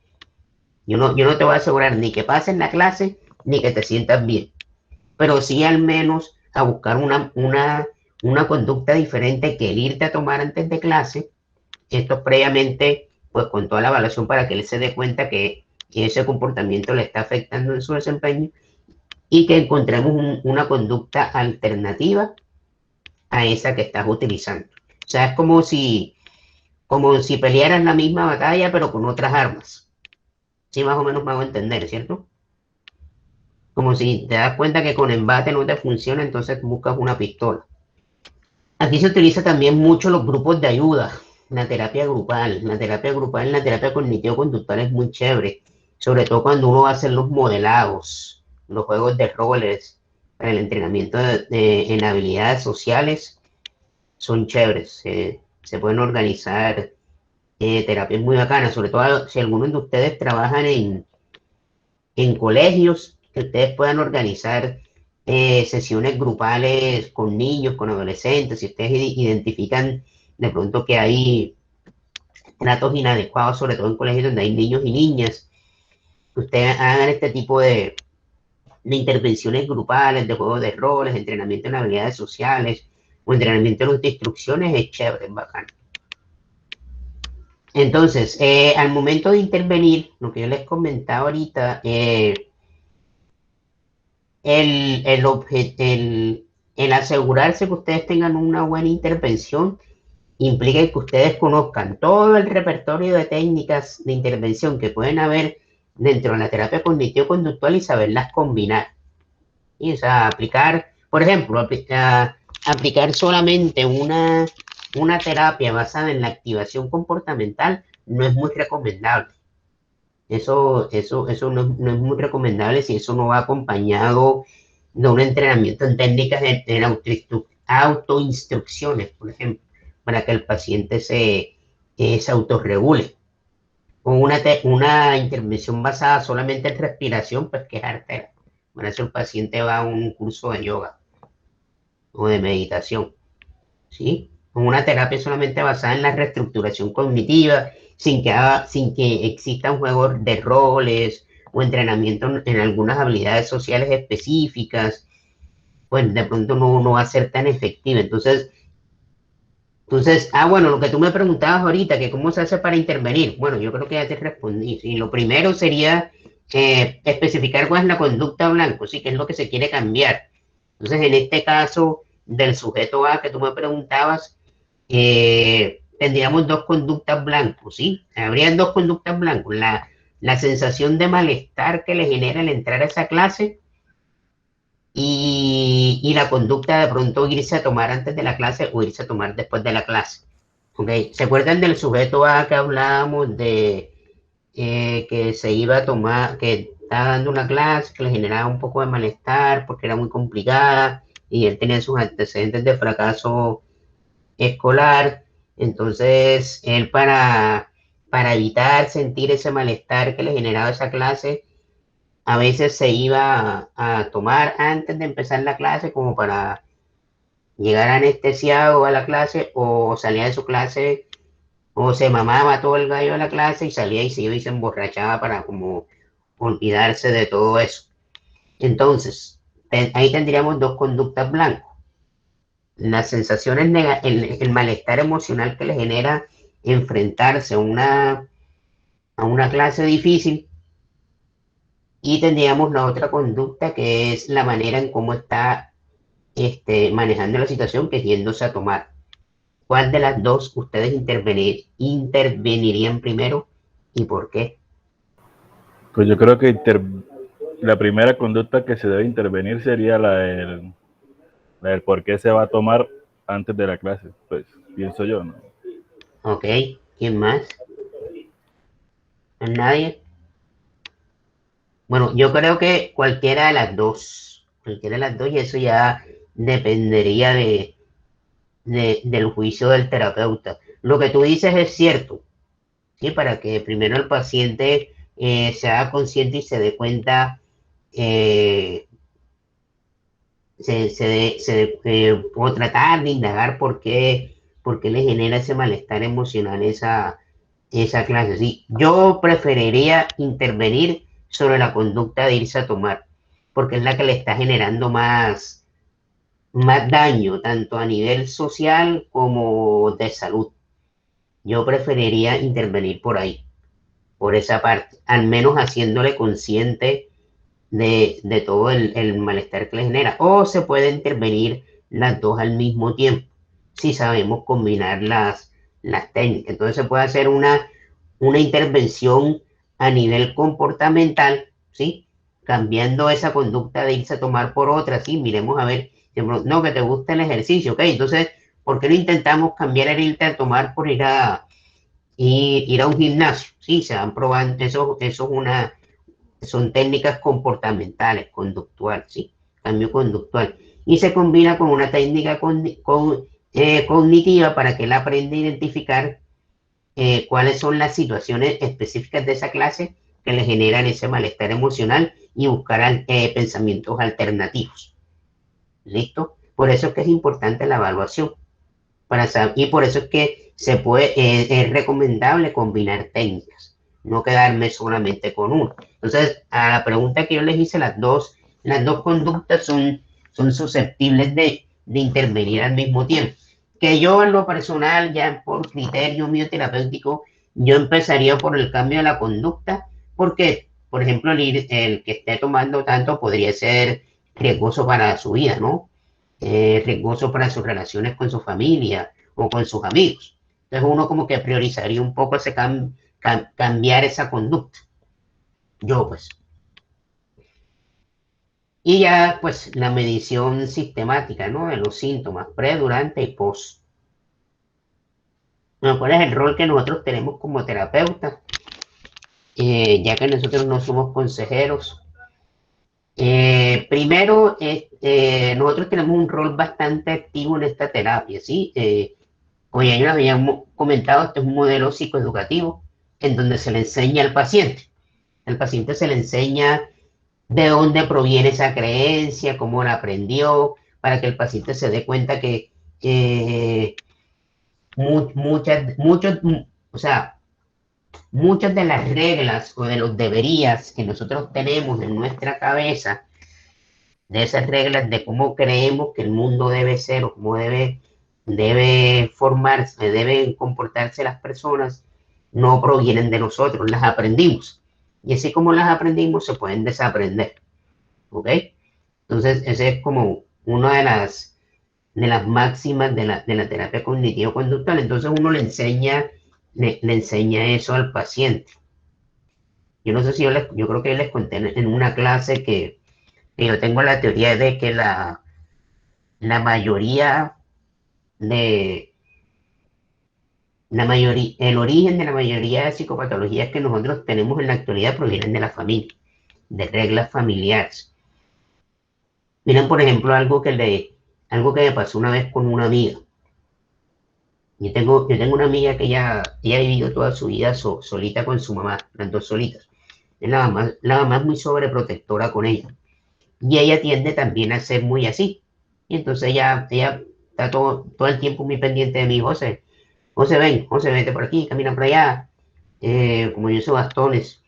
José, te lleva a tu casa. José, es que ya estábamos con otros amigos, éramos como 4 y estamos en un apartamento y estábamos tomando. Entonces, como estábamos tomando, ya no podía manejar. Entonces, llevamos como media hora ahí y me dijo, José, te llevo ya a tu casa. Y yo, espérate, acabamos de llegar ahorita. Como a la hora, José, ya me siento un poco prendida, te llevo a tu casa. Cálmate. A la tercera, la cuarta. Ya como a la quinta, ya me cogió prendido y a mí me dio rabia. Y terminamos peleando. Sí, entonces, es de dónde viene ese comportamiento. Ya después de que nosotros nos sentamos a hablar acerca de la situación y todo eso, ya yo la hice caer en cuenta que ella se queja mucho de la sobreprotección de su mamá y le dije, mira, tú estás actuando igualito a tu mamá, idéntico. Mucho de las creencias, de las maneras como nosotros nos comportamos, tienen un origen familiar, social, cultural, el machismo, por ejemplo, también. Entonces, por eso uno empieza de esta manera con el paciente. Después de que uno hace el análisis funcional de la conducta, cómo se está reforzando, de dónde viene, uno de eso se lo explica al paciente. Inclusive hasta un adolescente uno lo puede hacer. Si uno quiere hacer un programa de modificación de conducta con un adolescente, uno lo puede hacer. Bueno, lo que les contaba, esos ya más de banduras, la mayoría del aprendizaje tiene lugar por un efecto de la experiencia directa que puede adquirirse también por la observación de la conducta ajena, sino esas reglas, por eso teorías que nosotros tenemos a veces que gobiernan nuestra conducta, no nos enseñan así como que de manera consciente, nosotros lo aprendemos de manera consciente, sino de manera indirecta, por medio de la interacción. Y por ejemplo, el machismo, esa vaina de que el hombre es el que el hombre propone y la mujer dispone, eso es un arquetipo sociocultural ya muy arraigado en nosotros, que el que es infiel es el hombre, entonces la mujer no es infiel. ¿Sí? Entonces todo eso es muy sociocultural, que por eso es que nosotros estamos en una crisis social grandísima últimamente. Si ustedes ven la crisis de valores y de cultura en la que estamos actualmente, porque hay muchos movimientos que están criticando mucho esos arquetipos comportamentales con los que venimos, ¿no? El feminismo, todas estas conductas de derecha, de izquierda también. Por eso que hay una crisis social grandísima en el mundo, no solo en nuestro país. En la terapia, yo ahorita les hablaba de los beneficios de la terapia grupal, ¿no? Cuando uno hace intervenciones grupales por medio del modelamiento social, es súper bacano, sobre todo con niños, con adolescentes. Es muy chévere. En la estructura del proceso, ya sabemos que la terapia cognitivo-conductual es una terapia bastante esquemática, ¿no? Ese proceso inicial es donde se establecen las metas, los objetivos, las reglas, se hace la entrevista inicial, ¿sí? En la terapia tienen que haber reglas también.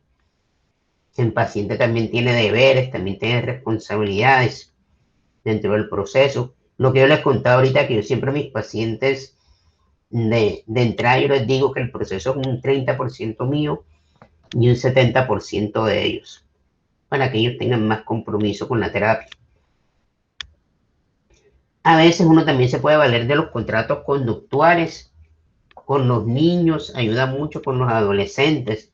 Un contrato conductual es, pues, un contrato, tal cual como lo dice la palabra. Les voy a colocar un ejemplo de uno que hice una vez con un muchacho. Era un pelado como de 14, 15 años. El pelado era adoptado, un papá juicioso, una familia bastante juiciosa, entonces era un chico rebelde, en la rebeldía de su edad, pero llevable, manejable. Buen estudiante, pero un poquito desaplicado con sus cosas, desordenado. Resulta, pasa y acontece que al muchacho le gustaba mucho el béisbol, le gustaba mucho jugar béisbol. Y partió la manilla por desordenado, se le partió la manilla, algo así.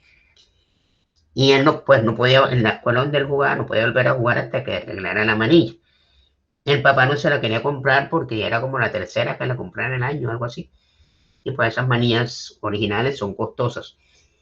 Entonces hicimos un contrato conductual. Yo primero identifiqué, y se identificó que era lo que el papá quería que el muchacho cambiara, y era que fuera más aplicado con sus cosas, ¿sí? Que fuera más organizado con sus cosas, más responsable con sus cosas personales.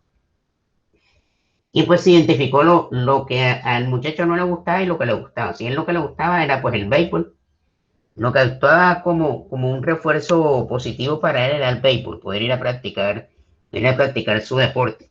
Las cosas que a él no le gustaban era que no le dieran plata. O sea, para él la plata, manejar la plata era una cosa impresionante.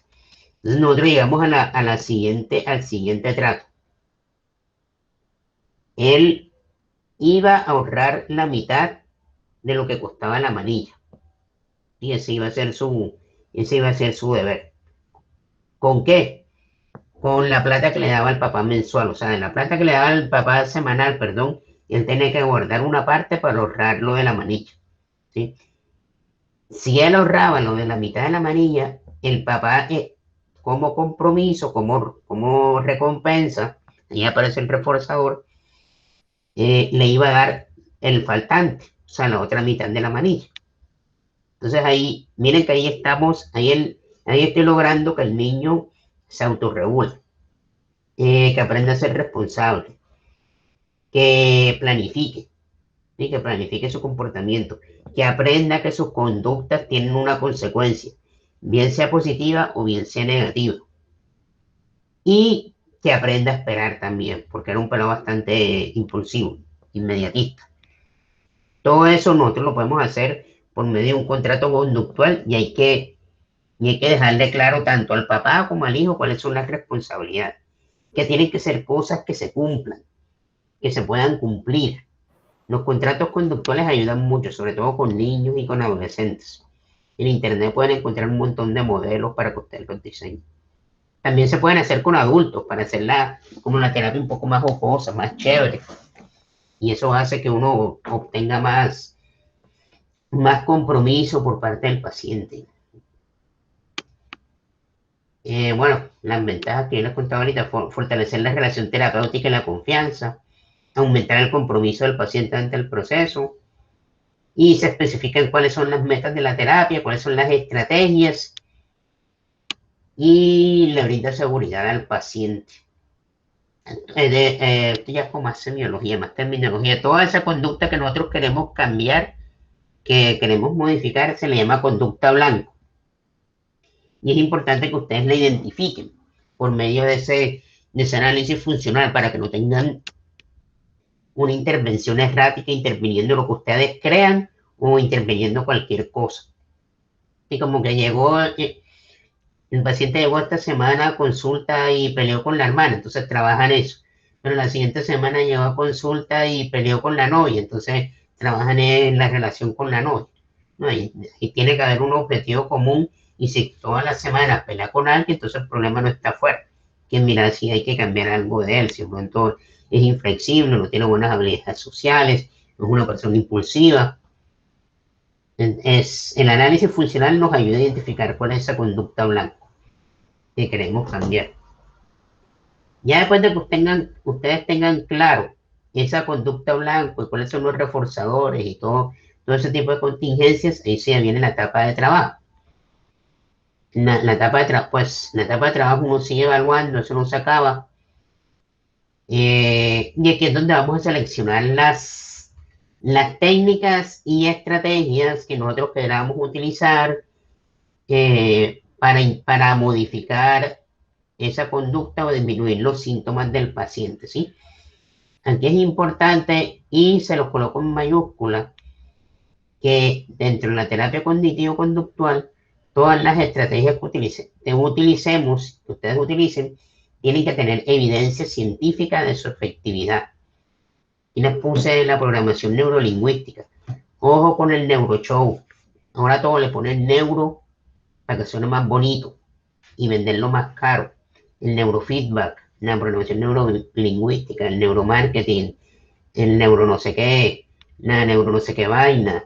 No todo lo que lleve neuro significa que sea rimbombante y que sea más efectivo. Ojo con eso. Vamos a ver algunos ejemplos de estrategias, ¿sí?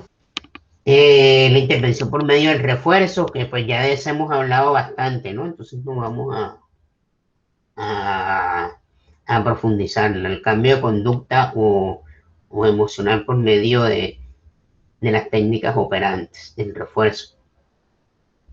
¿Qué se recomienda? Iniciar cada sesión resaltando los éxitos del paciente, pues para reforzarlo, y no diciéndole qué es lo que no pudo hacer, sino todo lo que han logrado. No minimice los logros, lo que su paciente logra, así sea lento, así el progreso sea lento, o se den pequeños pasos. Refuerce de manera positiva y constante las conductas esperadas. así su contexto las desapruebe. ¿Qué quiere decir esto? Por ejemplo, volvamos al caso A, el sujeto A que tiene ese consumo de alcohol excesivo ante esa materia que le genera ansiedad. Como es un pelado, un muchacho joven, universitario, puede que sus amigos le digan, ay, que ya tú te volviste aburrido porque ya tú no quieres tomar, que no sé qué, tal. Entonces puede que su contexto social, sus amigos, le estén desaprobando ese nuevo repertorio de conducta que le esté teniendo. ¿Sí? Entonces, uno como terapeuta tiene que estar preparado para eso también. Por eso hay que estarle reforzando constantemente todos los avances que tenga. Sí, mira, pero mira, tus amigos te dicen eso, pero ¿cómo te está yendo ahora en la universidad? ¿Mejor o peor? No, mejor. Entonces, ¿qué crees que es lo mejor para ti? ¿Cómo estás durmiendo? ¿Mejor o peor? No, mejor. Ya te queda más tiempo para estudiar porque ya no tienes tantos compromisos sociales, ya no pasas tanto tiempo en Guayabo.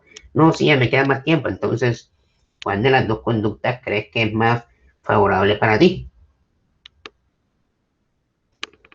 Eso parecido a lo que está aquí abajo, centrarse más en los logros y restarle importancia a las conductas no deseadas. No, sí, lo que pasa es que, no sé, llevo un mes y hace un mes que no tomo y me invitaron a una fiesta, al cumpleaños de, no sé, de mi novia y tomé. Bueno, ok, pero fue una vez, ¿sí? Llevamos un mes, fue una vez solamente. Sigamos probando a ver cómo nos va. Y ahora no lo van a matar o lo van a poner en la picota pública. Recuerden que las recaídas siempre van a estar presentes. La internalización o la autorregulación, esto se llaman autoinstrucciones, cuando se le enseña al paciente una serie de frases, hay unos programas también que se utilizan para que el mismo paciente autorregule su conducta. Las contingencias, que es muy parecido a lo de los refuerzos. Por ejemplo, la economía de fichas. La economía de fichas es un entrenamiento conductual en base a contingencias. Si conocen la economía de fichas, ¿cierto? Aquí tienen un ejemplo, digamos, cuando uno va a hacer economía de fichas, sobre todo con niños, uno tiene que dejar muy claro cuál es la conducta que uno quiere. Me siento correctamente, obedezco a la maestra, no insulto a mis compañeros ni a mi maestra, no grito a mis compañeros, sí, las conductas están específicas, ¿sí? No es portarse bien, sino desglosar ese portarse bien. Entonces, ¿cuáles serían las contingencias aquí? Si emite la conducta deseada, que es sentarse correctamente, se le pone una carita feliz. Si no la emite, pues se le pone una carita triste. Y al final de la semana, ese niño, se le establece una serie de premios con los cuales el niño pueda cambiar esas fichas, ¿sí? De pronto que de 4 a 5 fichas, comerse una hamburguesa. De 2 a 3 fichas, un helado. Y de 0 a 1 ficha, darle un regalo simbólico, ¿sí? Una bolsa de agua, una cosa así, o un confitico. Nunca dejar al niño sin contingencia. El modelado social, que yo les comentaba ahorita, que se puede hacer, entonces se recomienda que los modelos sean personas con las cuales el observador se identifique. Entonces, por ejemplo, que si lo vamos a hacer en un colegio con un grupo de niños, entonces que quien modele esas conductas que yo deseo pueda hacerlo uno de sus compañeritos, ¿sí? Porque es un niño, no lo van a ver como un par. La conducta se presenta por medio de un roleplay, un juego de roles, en directo y durante las sesiones de intervención que se tengan. De tanto el modelo como los observadores deberán ser reforzados de forma inmediata cada vez que se emita la conducta que uno quiere. Sí, muy a grosso modo como es el modelado social. Sugerencias para la aplicación del modelado social, del modelado conductual, perdón, donde se puede aplicar para las habilidades sociales, para el entrenamiento de comunicación asertiva, para las autoinstrucciones y para el control cognitivo también.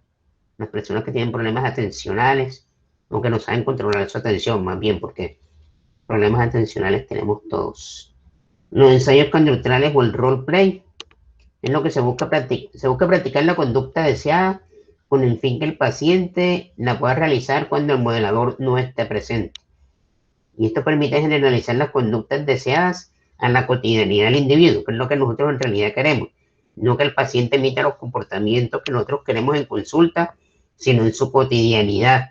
Aquí la terapia grupal sirve mucho también. Si no tengan la oportunidad de hacer intervención individual y grupal con los mismos pacientes, es chévere. Esos ambientes intrahospitalarios se pueden hacer. Es importante se debe generar conciencia en el paciente de que estas conductas deben ser llevadas a cabo en su vida real para conseguir los beneficios esperados. Si no, pues no se hace mucho. Bueno, cuando uno va a hacer estas son estrategias conductuales, ¿no? Aquí no me estoy metiendo con lo cognitivo todavía. Sobre todo con niños, uno tiene que especificarle muy bien como que los pasos, las etapas de la conducta. Por ejemplo, hay un ejemplo para un niño que le tenga de pronto miedo a ir al peluquero, cortarse el pelo. Entonces, aquí más o menos como que y se va reforzando cada vez que el niño consiga una conducta, ¿sí? Que entre a la peluquería y salude, que no entre haciendo pataletas, por ejemplo, se refuerza. Esto se llama entrenamiento por encadenamiento conductual. Son cadenas de conductas. Ya después de que logro que salude, entonces ya logro que se siente solito, sin hacer pataleta. Después de eso, pues que se ponga la capa sin hacer pataleta, y así, sucesivamente. Cada conducta, cada que se consigue algo, se hace una retroalimentación adecuada con un feedback, ¿sí? Con felicitaciones. Aquí, bueno, esto era lo que yo les quería mostrar, ya para no quedarnos tanto en lo conductual. Las técnicas ya cognitivas que pueden ser complementarias a lo conductual, dependiendo del caso, se puede iniciar por lo conductual y después lo cognitivo, o se inicia lo cognitivo y después por lo conductual, dependiendo de cada paciente, dependiendo de lo que más urja que ustedes vean. Ya se hace a partir del procesamiento de la información del paciente, de cómo el paciente interpreta lo que ve, ¿sí? Entonces aquí están los niveles de creencias, los niveles de pensamientos. Lo más profundo sería la creencia central, que es lo más difícil de modificar. ¿Cuál es la creencia central?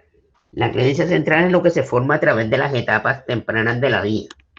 Si a mí durante toda mi vida me dijeron que yo era un bruto, que yo era un inservible, probablemente mi creencia central sea esa, ¿sí? Mi creencia central puede que sea de incapacidad, de inoperancia, ¿ok? Entonces, a partir de esas creencias centrales que se formaron en mis primeras relaciones de vida, se empiezan a crear una serie de creencias intermedias. Esas creencias intermedias son las reglas que yo les he estado comentando ahorita. Las reglas autoimpuestas o los deberías, ¿sí? Entonces, si yo tengo una creencia central de inoperancia, de incapacidad, si yo fuera bueno, yo debería ganar todos los exámenes.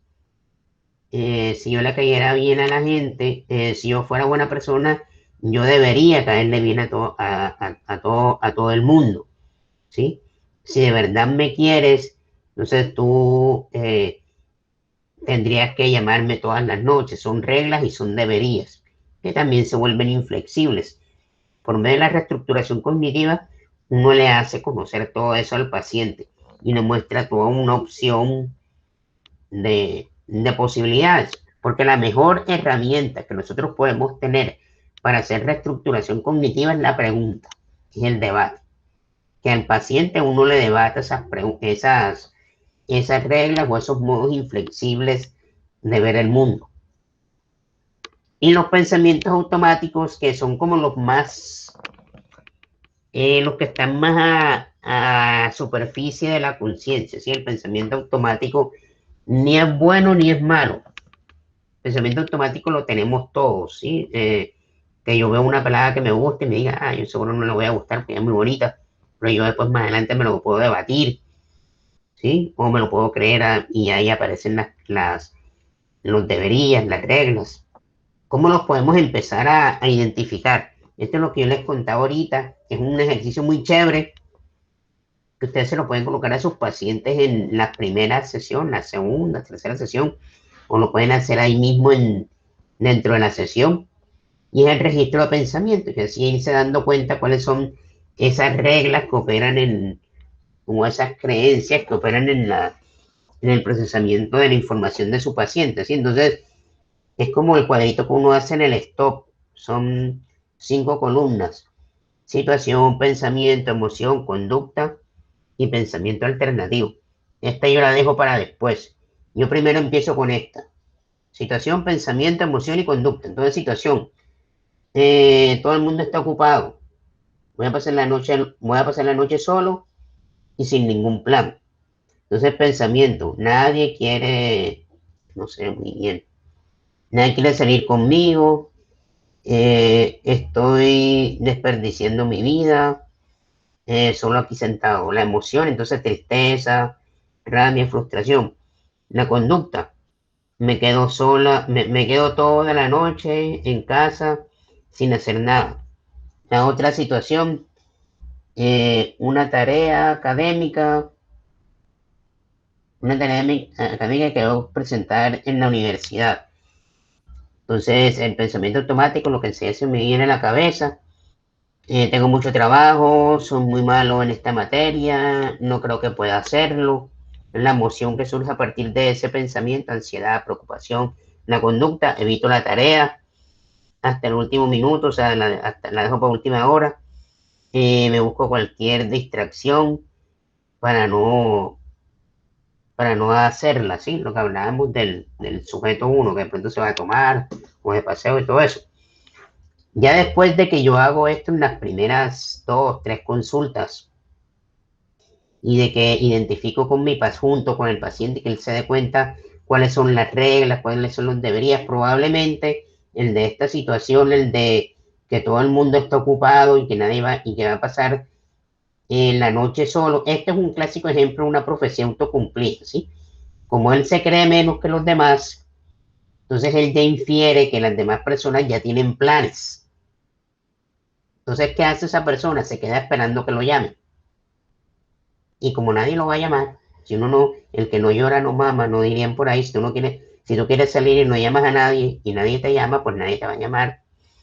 Entonces, probablemente si pase lo que él esté pensando que va a pasar, es que nadie lo va a llamar, se va a quedar solo toda la noche y de mal humor. ¿Okay? Entonces, después de que uno ayuda a su paciente a hacerse consciente de todo eso, ya puede ir buscando pensamientos alternativos. Bueno, y si no te llaman es porque tú no llamas. ¿Será que no te llaman es porque tú nunca llamas? ¿Que alguna vez has llamado? ¿Alguna vez has llamado a alguien? No, sí, algunas veces. Ok, cuando has llamado a alguien, ¿sales? ¿Ellos salen contigo? No, sí, algunas veces sí salen conmigo, o me dicen por qué no pueden salir. Ah, entonces no es tan cierto que es que no quieren salir, o es que tú eres el que nunca propones las situaciones sociales con tus amigos. Eso es reestructuración cognitiva. Es como la confrontación de lo que él nos dice. Exactamente, es confrontarlo, ¿sí? No es decirle al paciente, no, ay, no te sientas mal por eso, siéntese bien, la vida es bonita. Eso no es reestructuración cognitiva. La reestructuración cognitiva es una confrontación, ¿sí?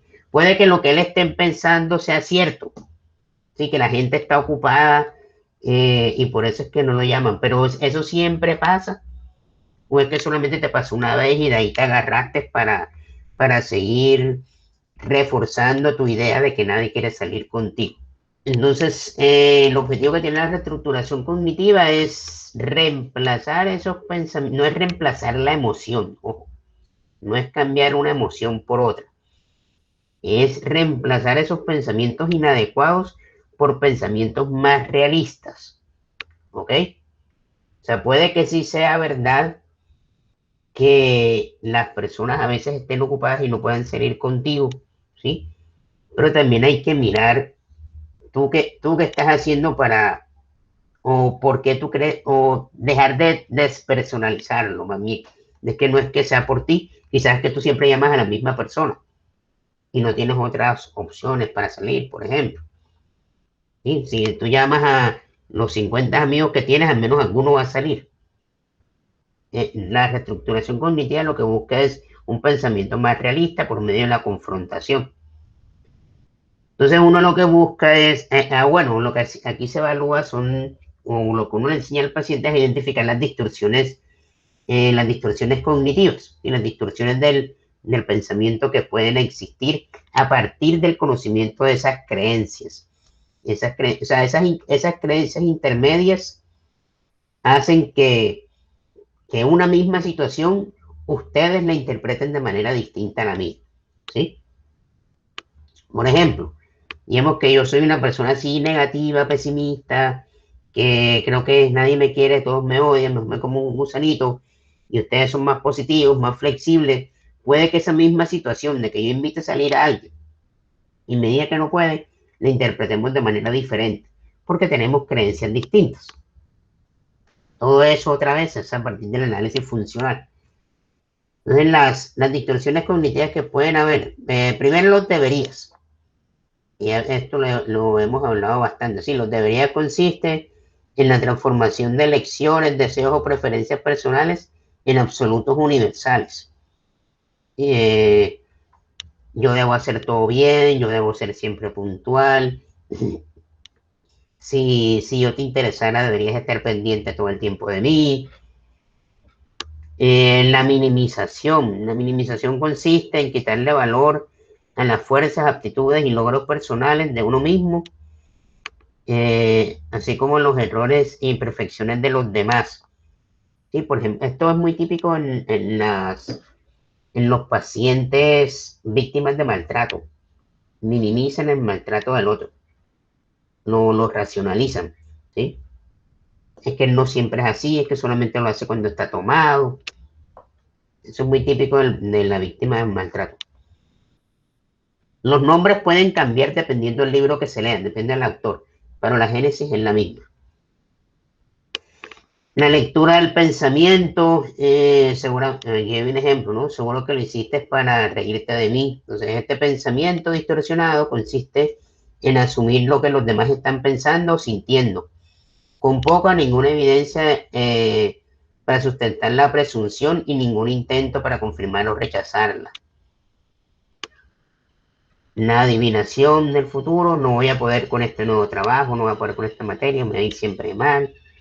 Este pensamiento irracional consiste en hacer una predicción y luego convencerse de que es un hecho, las profecías autocumplidas, de que es un hecho ya establecido. El problema surge al confundir una posibilidad con una probabilidad. La sobregeneralización, entonces si yo hago algo mal, ya todo me va a salir mal. Transformar un acontecimiento negativo en absoluto. Pensamiento bipolar, pensamiento todo o nada, o lo hago bien o lo hago mal, o soy puntual o soy impuntual, o soy bueno o soy malo, o lo que hago está bien o está mal. Pensamiento bastante inflexible, ¿sí? Tengan en cuenta, pues primero, no hacer un buen análisis de su paciente, no quedarse con el diagnóstico. Ustedes hagan un buen análisis de esa problemática del paciente. Eso les va a asegurar una buena intervención, ¿listo? Cuando Ándale. se abordan casos que no son más que, siempre hay un factor externo bastante, como puede ser como manejar un duelo o un abuso sexual, que en sí la persona, pues, obviamente siente afectaciones psicológicas y emocionales, pero no porque él las quiera tener, sino porque hay un factor externo que lo produce. Entonces, en ese caso, el abordamiento del sistema del modelo. Pero es que mira que para eso también te sirve el análisis funcional y dejarle claro a tu paciente cuáles son los alcances de la terapia. Y porque tú, o sea, una situación, tú no puedes plantearte como objetivo que tu paciente olvide la situación de abuso. ¿Eso tú lo vas a lograr? ¿Eso se puede lograr? No, claro. No, ¿cierto? Y hay muchas personas, pero que aprenda a vivir con esa situación de abuso, que la resignifique y que aprenda a afrontar la situación. Y ahí tú puedes manejar Ahí, por ejemplo, ¿qué te podría recomendar yo que puedas evaluar? Muchas veces la persona que ha estado en situación de abuso se siente culpable. Eso es algo que hay que modificar. Muchas veces la víctima se siente que por culpa de ella la abusaron. Y muchas veces el contexto social y familiar refuerza eso, ¿no? Entonces, les voy a contar un caso, una alumna mía que una vez me contó de una situación de abuso que vivió. ¿Qué pasó cuando ella lo fue a contar? La familia ¿qué le decía a la familia? Eh, agradece que no fue peor, agradece que no te mataron. Eso te pasa por vestirte así. Entonces, en un abuso, por ejemplo, uno tendría que mirar si la persona se siente culpable por ello, y eso es lo que está haciendo que se siga sintiendo mal. En el duelo, habría que mirar cómo fue la pérdida de ese familiar, ¿sí? Si eso fue algo inesperado o fue algo ya esperado. También normalizar ciertas emociones en el duelo, ¿sí? O sea, es normal que usted a la semana pues se sienta mal. Muchas veces el paciente lo que busca es contención emocional, simplemente es desahogarse y dejar que el duelo se vaya resolviendo. Y hay pacientes que lo que necesitan es un acompañamiento y no tanto una intervención.